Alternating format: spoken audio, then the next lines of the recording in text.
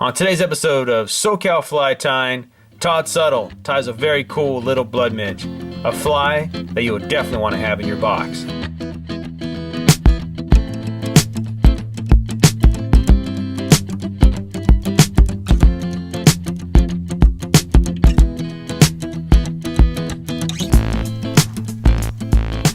Alright, how's it going? My name's Tod Suttle. We're going to quickly tie this blood midge here.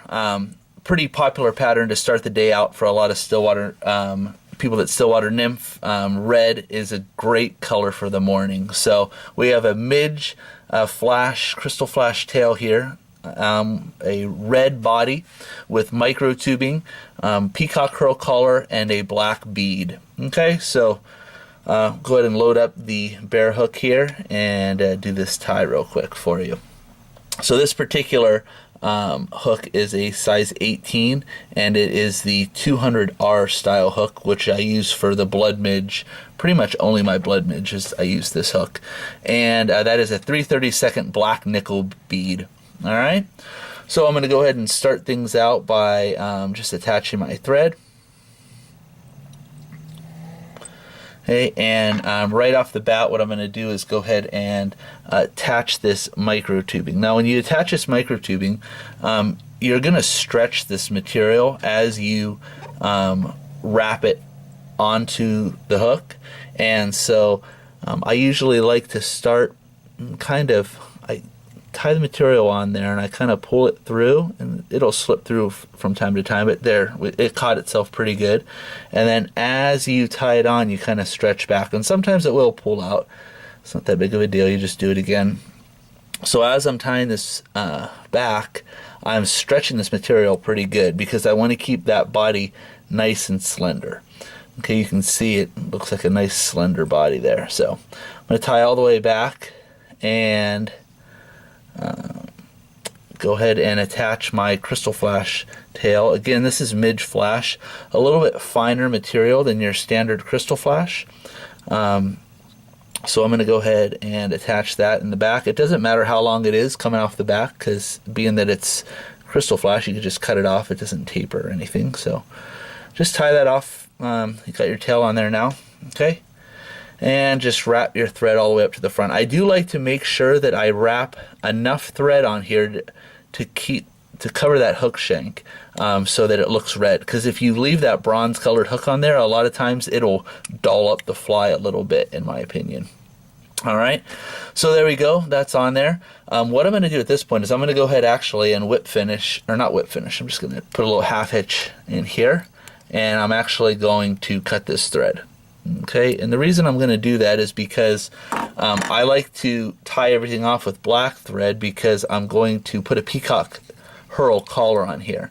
And if you leave that red thread on there, when you tie off the peacock herl, you could see the red through it. I mean, not that it's that big of a deal for the fish, but I just don't like the way that it looks for me. So I'm going to go ahead and tie on some black thread. Again, put a quick half hitch in there.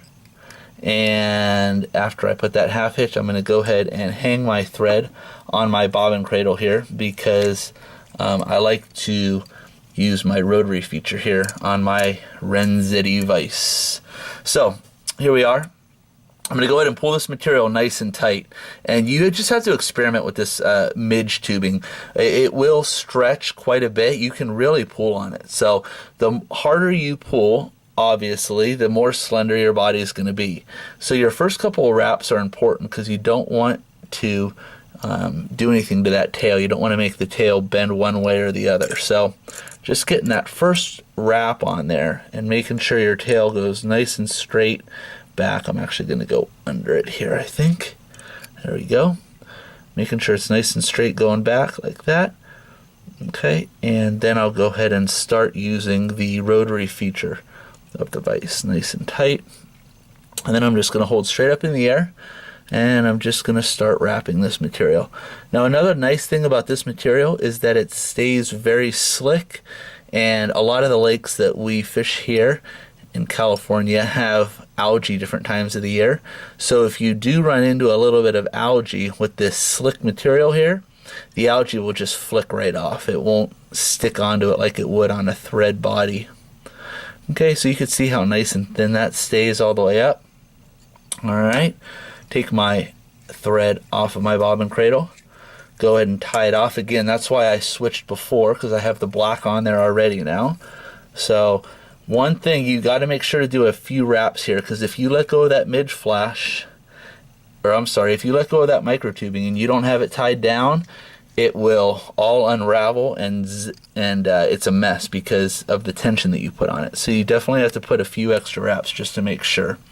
Okay, at this point, what I'm basically going to do is tie on a quick peacock curl for a collar. I usually like to tie it in at the tip, and so I'm going to tie that in real quick here, and you can see that that's tied in. Snip off that little extra right there. And there's a few things I do with peacock curl. Peacock curl is a great material, but it's very, very fragile. So what I usually like to do is I take a few wraps. I don't use my rotary feature here because it's too delicate. 2 or 3 wraps, so I get up a decent amount. I'm going to go one more, and then I'm going to actually tie it off. And then I'm going to do a few more wraps of the peacock curl. Okay, and the reason I'm going to do that is because if the thread breaks, or if the peacock curl breaks, it'll only unwrap that first time, and you kind of have a second go at it there. Okay, so now that I've done that twice, it could rip once, and I still catch a few more fish out of it before I have to retie, if I even decide to do that. Okay, so at this point now what I'm going to do, another little trick with peacock curl. It's great material, but being that it's very fragile, you want to make sure that you use head cement. Well, if you put head cement on the peacock curl, it gives it a real funky look. So what I like to do is I take the Zap-A-Gap, which we have here, and I just put a little bit on my bodkin. Okay, just a small little amount, and I just rub it on my thread right before I whip finish. Okay, so now there's my head cement, it's on there. Take a few wraps, you add the head cement without having the mess of it in your peacock curl, and it keeps the peacock curl nice and fluffy. And I go ahead and tie off, and that is the blood midge. You can go ahead and trim the tail up to whatever size you like. I usually keep them long, and if I want to trim them down, I will later. I might even pull the whole thing off. So again, thank you very much. My name's Tod Suttle. This is a nice simple tie called the blood midge, and hopefully you enjoyed it. Have a great night.